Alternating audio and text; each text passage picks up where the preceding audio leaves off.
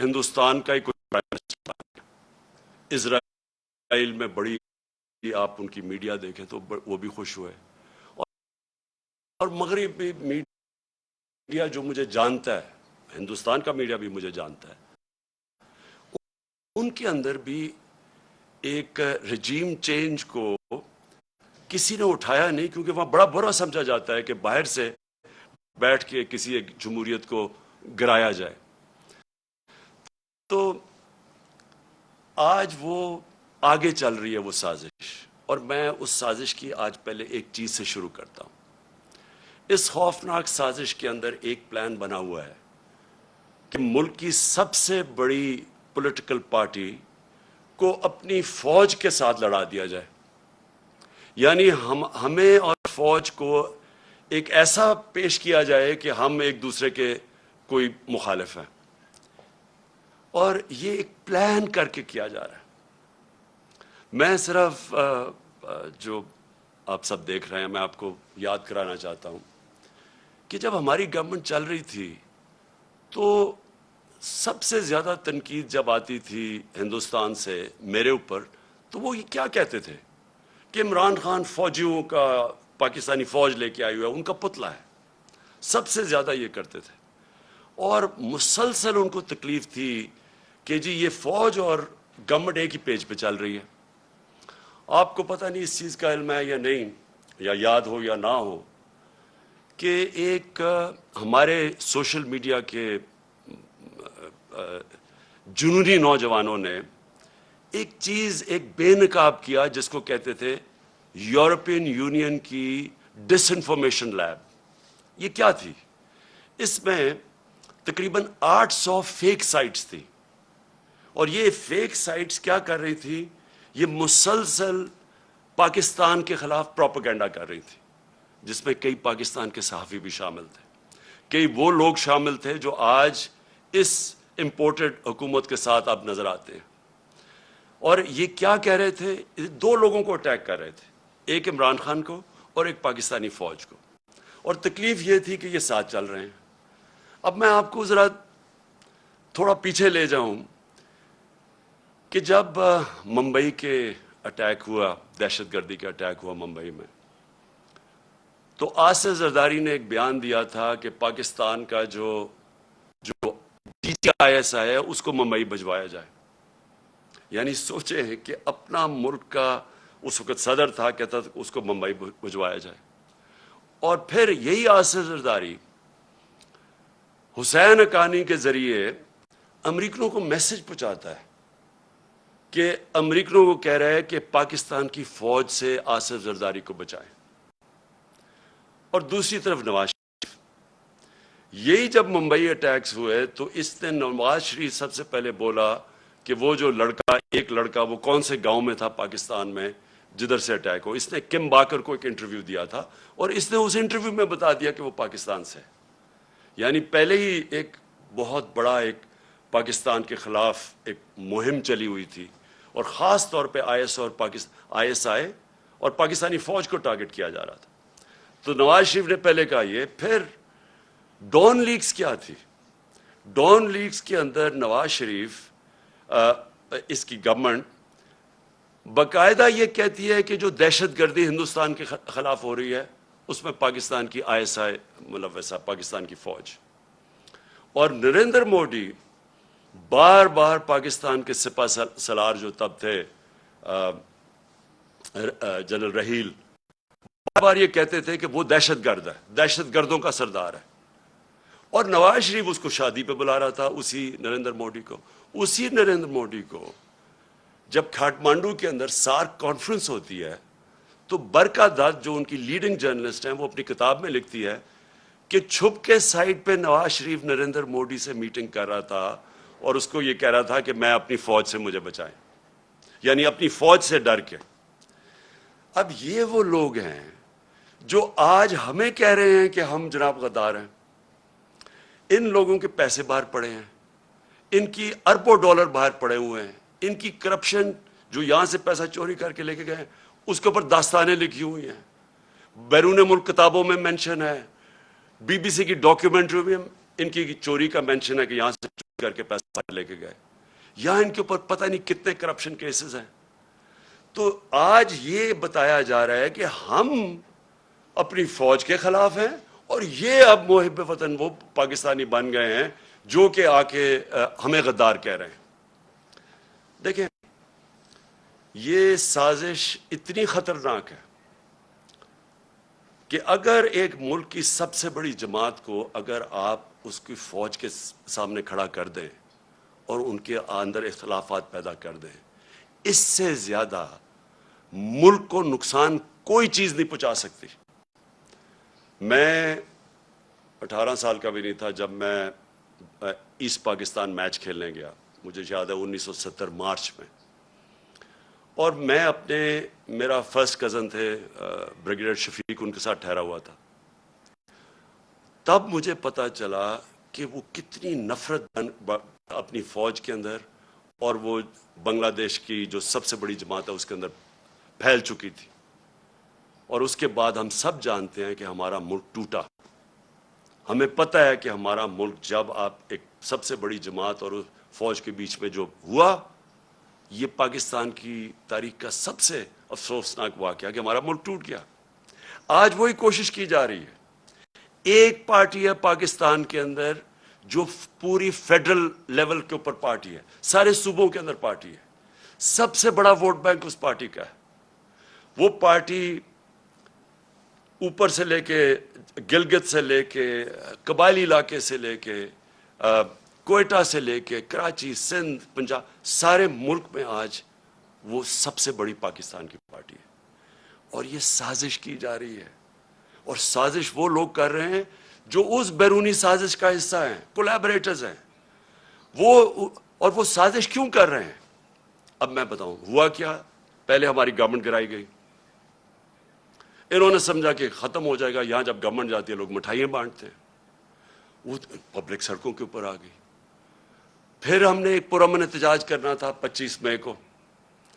انہوں نے وہ یعنی عوام کے خلاف جو ظلم کیا ہے، یعنی کبھی اس ملک کی تاریخ میں ایسی حرکتیں نہیں ہوئی. 2-3 بجے لوگوں کے گھروں میں جا کے وہاں عورتوں نہ چادر نہ چار دیواری کی فکر، وہاں انہوں نے دہشت پھیلائی. کبھی ایسی دہشت نہیں پاکستان میں پھیلائی گئی. جس طرح کی شیلنگ کی فیملیز لوگوں پہ، یعنی جو انہوں نے کر سکتے تھے وہ ظلم کیا. اور اس کے پیچھے ایک ہی سوچ تھی کہ اس کو کرش کر دو پارٹی کو. ان کے ممی ڈیڈی ٹائپ لوگ ہیں، یہ جب ہم پورا زور لگائیں گے ان کو ڈرائیں گے، یہ سارے گھروں میں بیٹھ جائیں گے. اس کے بعد آ گیا بائی الیکشن کمیشن کے ساتھ ملی ہوئی. اس نے ہر حربہ استعمال کیا ان کو جتانے کے لیے نون لیگ کو. ایڈمنسٹریشن ساری ان کے ساتھ ملی ہوئی. پوری انہوں نے کوشش کی وہ الیکشن، اور ان کو پورا اعتماد تھا کہ وہ الیکشن جیت جائیں گے. اس طرح کی پبلک نکلی کہ پاکستان کی تاریخ میں کبھی بائی الیکشن کیا، جنرل الیکشن میں اس طرح پبلک نہیں نکلی. اور سارے جو منصوبے تھے ان کے فیل ہو گئے.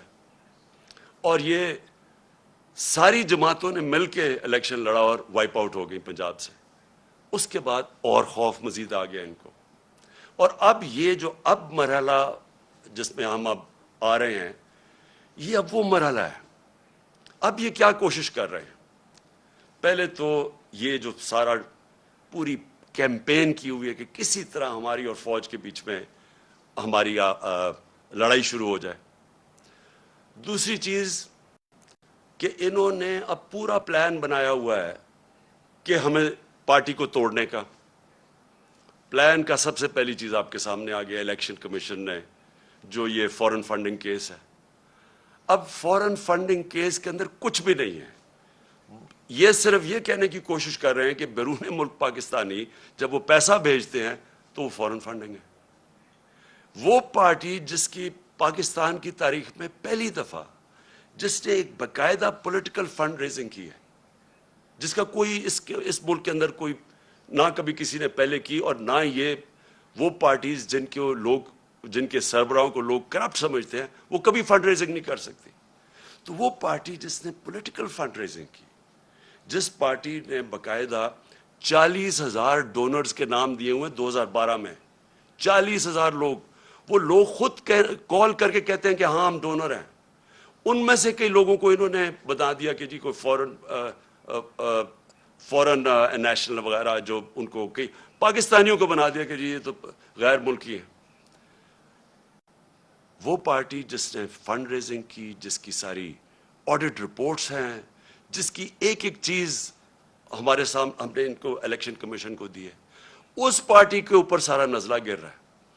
اور میں بار بار کہتا جا رہا ہوں کہ ہم 4-5 سال سے کہہ رہے ہیں، بلکہ عدالت بھی کہے ان کو بیٹھی ہے کہ ان پارٹیز کی اکٹھی، اگر آپ نے آڈٹ کرنا ہے فنڈ ریزنگ تو اکٹھی کریں.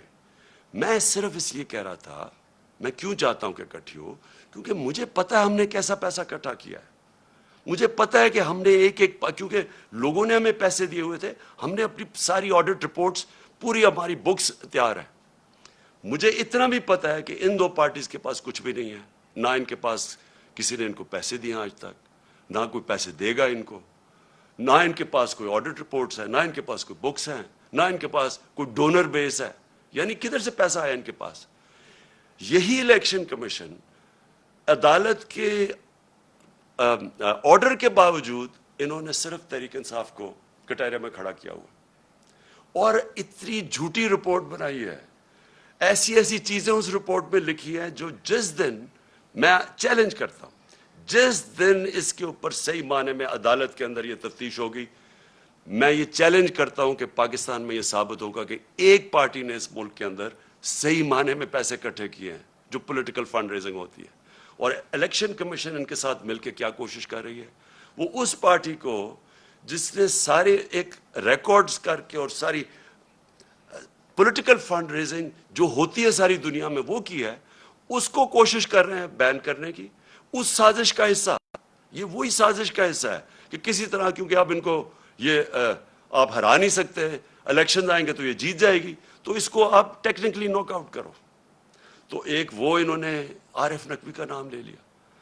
2012 میں میں صرف اپنی قوم کو بتانا چاہتا ہوں کہ پاکستان کا جو رائزنگ سٹار تھا، جو اس ملک میں سب سے تیزی سے انٹرنیشنل سین کے اوپر جو فائنانس کے تیزی سے اوپر جا رہا تھا، اس کا نام عارف نقوی تھا.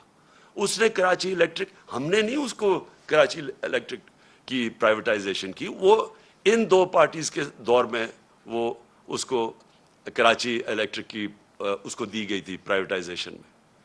اور اس کی بل گیٹس اس کو پیسے اس کو انویسٹ کر رہا ہے اس کے فنڈ کے اندر، وہ پرنس چارلز کی چیریٹی کو پیسے دے رہے ہیں. اور یہ الیکشن کمیشن کہہ رہی ہے ہم 2012 کی بات کریں، کہتی تھی 2018 میں وہ فراڈ اس کے اوپر چارجز لگے.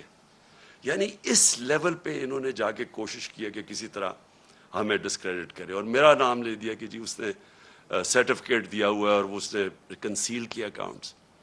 میں آج آپ کو پھر سے کہہ دوں کہ سرٹیفکیٹ دینا ہمیشہ، جب آپ سرٹیفائی کرتے ہیں، وہ ایک پروسیس سے آپ کے پاس پہنچتی ہے. میں بکس نہیں پڑھ کے سرٹیفائی کرتا، وہ پہلے شروع ہوتا ہے نیچے، ہماری فائنانس ڈپارٹمنٹ کرتی ہے، وہ پھر بیٹھتی ہے آڈیٹرز کے ساتھ، ان کے ساتھ کتابیں ریکنسائل کرتی ہے، وہ پھر جاتی ہے پارٹی کی مینجمنٹ کمیٹی میں، وہ مینجمنٹ کمیٹی جب کلیئر کرتی ہے تو وہ میرے پاس آتی ہے، تو میں دستخط ان کے کہنے پہ کہتا ہوں to the best of my ability. میں سرٹیفائی، میں نے وہ کتابیں نہیں دیکھی ہوتی، جبکہ میں اپنے جو اثاثے ڈکلیئر کرتا ہوں تو وہ میں ایفیڈیوٹ دیتا ہوں، کیونکہ میں دیکھ کے کرتا ہوں. تو اس کے اوپر یہ کوشش کر رہے ہیں ڈسکوالیفائی کرنے کی. ایک یہ ان کا طریقہ ہے. دوسرا یہ توشہ خانہ کیس ہے. میں پھر اپنی قوم کے سامنے ایک اور چیز کہتا ہوں، ساروں کا جو اس ملک کے پرائم منسٹرز اور پریزیڈنٹ بنے ہیں، جو اس ملک کے اندر بڑے بڑے عہدوں پہ رہے ہیں، سب کو تحفے ملتے ہیں، آرمی چیف کو ملتے ہیں، سب کو ملتے ہیں. ساروں کو انویسٹیگیٹ کریں کہ کیا لیگلی جو بھی انہوں نے کام کیا ہے قانون کے دائرے میں کیا ہے یا کوئی چیز غیر قانونی کی ہے. میں آج پھر آپ کو کہتا ہوں، جس دن یہ ہوگا، ساری چیزیں میں نے قانون کے بیچ میں کی ہیں، اور مجھے پتا ہے کہ کن کو انہوں نے قانون کے دائرے میں نہیں رہ کے کی. آصف زرداری نے 3 گاڑیاں لی ہیں وہاں سے توشہ خانہ سے، جو کہ آپ نہیں لے سکتے. مجھے بھی ایک گاڑی ملی تھی، آپ گاڑی توشہ خانہ سے نہیں نکال سکتے. آصف زرداری نے 3 مہنگی گاڑیاں اور نواز شریف نے 1 لی ہے، اور یہ بالکل غیر قانونی ہے. تو میں یہ چاہتا ہوں کہ اس کے اوپر بھی آئے. یہ دو چیزیں ہیں کوشش کر رہے ہیں مجھے ڈسکوالیفائی کرنے کی، اور یہ تیسری بھی چیز کر رہے ہیں، اور جس کی اب آپ کے سامنے یہ آنے والا ہے، اب یہ فیز آنے والا ہے۔ اب ان کی کوشش یہ ہے کہ کسی طرح عمران خان کی کردار کشی کی جائے، کیونکہ ایک طریقہ پارٹی کو ختم کرنے کا یا پارٹی کو ڈسکوالیفائی کرو وہ مشکل ہے، دوسرا ہے کہ عمران خان کے اوپر کردار کشی کرو اور کسی نہ کسی طرح پھنساؤ کسی کیس میں، اور کردار کشی کے لیے ان کو پتہ ہے کہ کون سے میڈیا ہاؤسز ان کے ساتھ پوری طرح تعاون کریں گے، اور جن کو ان کو شک تھا، یہ جو اے آر وائی کے اوپر انہوں نے ایکشن لیا ہے، مجھے یہ اسی پلان کا حصہ ہے کہ کوئی چینل جو میرا موقف رکھے گی اس کو بند کر دو، یوٹیوبرز جو میرا موقف رکھیں گے ان کے منہ بند کر دو، خوف اتنا پھیلا دو کہ کوئی میرا موقف ہی نہ رکھے، اور وہ جو چینلز ہیں جو کہ جن کے اوپر ہمیں پتہ ہے کہ پیسہ چلتا ہے، اور ان کو پوری طرح میری کردار کشی پہ استعمال کیا جائے، اور یہ ان کا پلان ہے۔ اب یہ پلان شروع ہو رہا ہے، یہ جو اے آر وائی سے ہوا ہے یہ اس پلان کا حصہ ہے، اور یہ ابھی یوٹیوبرز پہ آئیں گے، ابھی یہ سوشل میڈیا کے اوپر آئیں گے، کوشش کریں گے کہ پورا منہ بند کر دیا جائے اور پوری طرح ایک عمران خان کو پبلک کے اندر ذلیل کیا جائے۔ میں پھر اپنی قوم کے سامنے کہتا ہوں کہ دیکھیں، میرا یہ مان ہے کہ عزت صرف اللہ دیتا ہے، اور اللہ کی اجازت کے بغیر کوئی کسی کو ذلیل نہیں کر سکتا۔ تھوڑی دیر کے لیے آپ سب کو پاگل بنا سکتے ہیں، آج تک کوئی بھی ایسا پیدا نہیں ہوا جو سارا وقت سب کو پاگل بنا لے۔ مجھے صرف افسوس یہ ہے کہ یہ جو پروسیس کرنے اب جا رہے ہیں، یہ جس طرح کی اب سختی دکھا رہے ہیں، یہ جو ایک پورا ایک نیا کہ مسل دکھا کے تو اب ہم ان کو کرش کریں گے، لوگوں کو ڈرا دیں گے، دھمکا دیں گے، اب صرف ملک کا نقصان کر رہے ہیں۔ میں اپنی قوم کے سامنے کہہ رہا ہوں کہ یہ جو اب فیز آ رہا ہے ان کا، اس سے ہمارا ملک ڈیمیج ہوگا۔ ملک کا سوچنا چاہیے، یہ صرف ذاتی مفادات کے اوپر اور بیرونی جو چاہتے ہیں، جو وہ چاہتے کیا بیرونی، کیا جنہوں نے ہماری گورنمنٹ گرائی، کیا وہ چاہتے ہیں مضبوط پاکستان؟ کیا وہ چاہتے ہیں کہ پاکستان ایک ملک بنے جو اپنے پیر پہ کھڑا ہو جائے؟ کیا وہ نہیں چاہتے کہ پاکستان لائف سپورٹ مشین پہ رہے، تھوڑے تھوڑے پیسے دیتے رہو ان کو، ان کی؟ اور یہ مجھے نہیں پتا کہ پاکستان کی ایئر سپیس استعمال ہوئی ہے یا نہیں، لیکن بیرونی اخبار، ویسٹرن اخبار آپ پڑھیں تو وہ سارے کہہ رہے ہیں کہ کوئی ڈیل ہوئی ہے پاکستان کے اوپر سے، وہ ڈرون جا کے اس نے افغانستان میں یہ ڈرون اٹیک کیا ہے۔ اگر ہم یہ کر رہے ہیں کہ جی تھوڑے سے پیسے مل جائیں گے اسے، میں پھر اپنی قوم کو کہنا چاہتا ہوں، دیکھیں، ہم نے 80 کی دہائی میں پوری مدد کی، ٹھیک ہے، اس وقت مجاہد تھے ہم، ہمارے ہمسائے ملک پہ کسی کا دوسرے ملک کا قبضہ تھا، لیکن ہم استعمال ہوئے۔ جیسے ہی وہ وہاں سے قبضہ ہٹا تو ہمارے اوپر سینکشنز لگ گئی تھیں، یہاں 50 لاکھ ریفیوجیز تھے پاکستان میں، یہاں کلیشنکوف اور ڈرگز آ گئی تھیں، یہاں سیکٹیرین گروپس، ملیٹنٹ گروپس آپس میں لڑنا شروع ہو گئے تھے۔ اس سے پہلے پاکستان تھا، افغان جہاد کے بعد پاکستان بدل چکا تھا، پھر ہم نے ان کی مدد کی، اور سب کو پتا ہے کہ جب وار آن ٹیرر میں دھمکی ملی اور ہم نے ان کی مدد کی، کیا ملا پاکستان کو؟ اس سے $20 ارب ملا۔ تو جو نقصان پاکستان کا ہوا، جو 80,000 لوگ ہمارے قربان کیے گئے، جو ہمارے فوجیوں نے شہادتیں دیں، تو کس لیے ہم نے کیا؟ ہمیں تب بھی یہی استعمال کیا گیا، دھمکی ملی، ہمارے میں ہمارے گھٹنے گوڑوں میں جان ہی نہیں تھی کہ کھڑے ہو کے ہم ایک خوددار قوم کی طرح ان کا فیس کرتے، ہم پھر جھک گئے، اور بڑی بھاری قیمت قوم نے ادا کی اس کی۔ چھوٹی سے ایلیٹ ہے جن کو پیسے، وہ جو پیسہ آتا ہے وہ باہر بھجوا دیتے تھے، ان کے بینک اکاؤنٹس بڑھتے رہے، لیکن قوم کو تو نقصان ہوا۔ ابھی بھی مجھے خطرہ ہے کہ اگر ہم یہ تھوڑے سے ڈالرز کے لیے اس ایجنڈے کا حصہ بھی بن جائے، اور وہ اس ایجنڈے سے ہم پھر کسی کانفلکٹ میں پھنس جائیں، کسی قسم کے انتشار میں پھنس جائے ہمارا ملک، تو آخر میں ہمیں ماضی سے پتہ ہے کہ فائدہ تھوڑا ہوتا ہے، نقصان بہت زیادہ ہوتا ہے۔ اور ابھی بھی میں یہ آج ضرور کہنا چاہتا ہوں کہ یہ جو ہم دیکھ رہے ہیں ٹی ٹی پی کی ایکٹیویٹیز پختونخوا میں، اور ہم دیکھ رہے ہیں انہوں نے ٹارگٹ کر رہے ہیں، میرے کئی تحریک انصاف کے وزیر اور میرے ایم پیز مجھے بتا رہے ہیں کہ ان کو دھمکیاں آ رہی ہیں اب ٹی ٹی پی کی طرف سے۔ میں اس کے اوپر بھی مجھے حیرت ہے کہ ان دنوں میں تو جب ٹی ٹی پی ایکٹیو تھی تو وہ تو یہ کہتی تھی کہ جو امریکہ کے کولیبریٹرز ہیں ہم ان کے خلاف ہیں، اس لیے ہم اٹیک کر رہے ہیں. تو یہاں تو وہ گورنمنٹ ہے جو ایک آزاد پاکستان چاہتی ہے، تو اس کو کیوں ٹارگٹ کیا جا رہا ہے؟ مجھے اس میں بھی ایک سازش نظر آ رہی ہے. میں سمجھتا ہوں یہ بھی ایک سازش کے تحت گیم چل رہی ہے ہماری پارٹی کو کمزور کرنے کے لیے. اور وہ جو ایک بیرونی سازش وہ چاہتے ہیں کہ کمزور ہماری پارٹی جتنی کمزور ہو اس کے بعد ان کے لیے آسان ہوگا ملک کو کنٹرول کرنا. تو میں اور پھر آتا ہوں شہباز گل کے اوپر.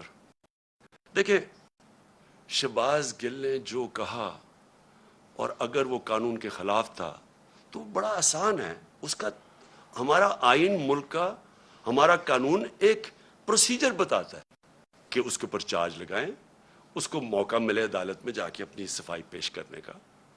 اور کیا اس نے کس کانٹیکس میں کہا، کیا کہا، اس ہر انسان کو ہر دنیا کی قانون کا نظام اس کو موقع دیتا ہے اپنی صفائی پیش کرنے.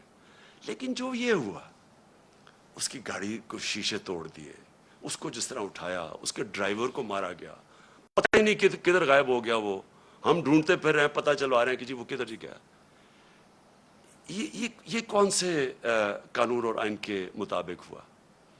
اور میں اپنی پارٹی کی طرف سے واضح کر دوں، ہمارا کیونکہ پھر سے جینا مرنا اس ملک میں ہے. کوئی بیرونی ملک کے ساتھ سے نہیں پڑے کہ میں جب مشکل پڑے تو باہر بھاگ جاؤں. میں نے تو جینا مرنا یہاں ہے، میرا تو کچھ نہیں باہر. ہماری طرح کے لوگوں کو زیادہ اس ملک کی فکر ہے، اور جس کو اس ملک کی فکر ہے وہ چاہتا ہے کہ اس کی فوج ملک کا ایک مضبوط ادارہ بنے. وہ کبھی نہیں چاہے گا کہ کمزور ہو. وہ لوگ جنہوں نے اس ملک سے کیا کیا تھا پہلے، میں یہ چاہتا ہوں کہ آج اب ایک چھوٹا سا کلپ دیکھ لیں. میں صرف چاہتا ہوں، اس سے بہت بڑی سٹیٹمنٹس ہیں ہمارے پاس، لیکن میں میڈیا کے لیے صرف دکھانا چاہتا ہوں کہ صرف یہ کلپ دیکھیں کہ شہباز گل نے کیا کہا، اور یہ دیکھ لیں کہ یہ جو بڑے بڑے نام آج پھر رہے ہیں جو ہمیں کہہ رہے ہیں غدار ہے، انہوں نے کیا کہا اور ان کے اوپر کیا ایکشن لیا گیا. یعنی انہوں نے کیا کیا اور جو ایکشن لیا گیا شہباز گل کے اوپر، یہ ذرا دیکھیں. جنرل قمر جاوید باجوہ صاحب، آپ نے ہماری اچھی بھلی چلتی حکومت کو رخصت کروایا. ججوں سے زور زبردستی سے فیصلے آپ نے لکھوا کہ ملک توڑنے والے فوجی جرنیل ان کی لاشوں کو پاکستان کے جھنڈوں میں لپیٹ کر ان کو دفنایا گیا. رکھو کراچی کے بہن بھائیوں، ایک یا دو افراد ادارہ نہیں ہوا کرتے. ایک یا دو افراد اداروں کی بدنامی کا باعث بنا کرتے ہیں، اور جب وہ ادارے کی آڑ لیتے ہیں تو اس میں پھر ادارے کے اوپر ناقابل تلافی نقصان ہوتا ہے.